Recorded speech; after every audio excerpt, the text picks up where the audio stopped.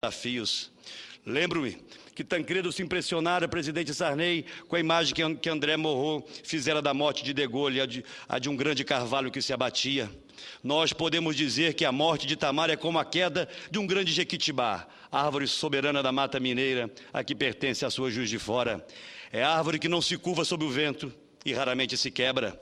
Assim caiu Itamar, com a sua visão honrada da política e do tempo, com a renascida disposição para a luta, como se do alto do Caparaó olhasse o Brasil e o mundo com os olhos limpos de Minas, com a inteligência de Minas, com a coragem e com o coração de Minas.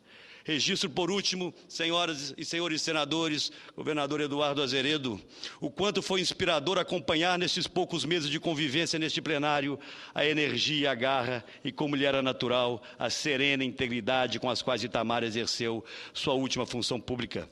Nesses tempos em que, por razões, quero crer, contingenciais, vem se tornando cada vez mais pesado o exercício da oposição parlamentar, mais importante se torna a sua referência biográfica para a criação de alternativas concretas de aperfeiçoamento da convivência democrática no Brasil. Possa, então, o seu espírito, já entronizado no panteão das grandes figuras que Minas doou à nação, na companhia de tantos outros gigantes, inspirar as atuais e as novas gerações de brasileiros. Que o Brasil do nosso tempo não se esqueça das virtudes, dos valores e das lições que Itamar nos legou. Nesta quadra da nossa história, elas mais do que nunca nos são absolutamente essenciais. E termino essas minhas palavras, me recordando de um trecho final de um artigo que escrevi poucos dias após o falecimento do nosso presidente. Eu dizia: nesses dias tristes, e gostaria que isso ficasse registrado nos anais da sua casa, do Senado da República, nesses dias tristes, eu dizia, quase tudo se disse sobre o ex-presidente.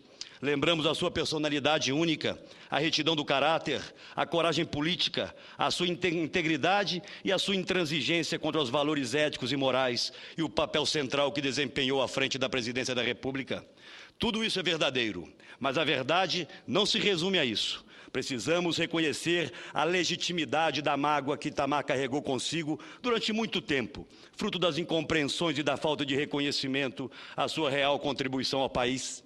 Se há no Brasil quem diga que depois de morto todo mundo vira santo, acredito que os elogios com que Itamar foi coberto após a sua morte não tinham a intenção de absolvê-lo, ou muito menos de santificá-lo aos olhos da opinião pública, mas sim de nos redimir dos pecados da ingratidão e da injustiça com que tantos de nós o tratamos durante tanto tempo. Nesse sentido, os mineiros prestaram a Itamar, sem saber talvez que seria a última, uma belíssima homenagem. Ao conduzi-lo de volta ao Senado, retiraram-no do ostracismo, encheram de brilho e orgulho seu olhar e permitiram que o Brasil se reencontrasse com o ex-presidente, mas permitiram também ao grande brasileiro se reencontrar com seu país e com seu povo. Durante esses poucos meses, ele caminhou com altivez sobre o chão do parlamento, o qual considerava sagrado.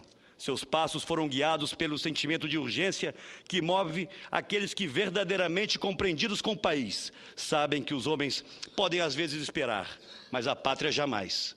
Sua presença iluminou essa casa, senhor presidente, e ele nos deixou fazendo aquilo que mais gostava, lutando pelo Brasil. A obra de todos e de cada um é sempre obra inconclusa.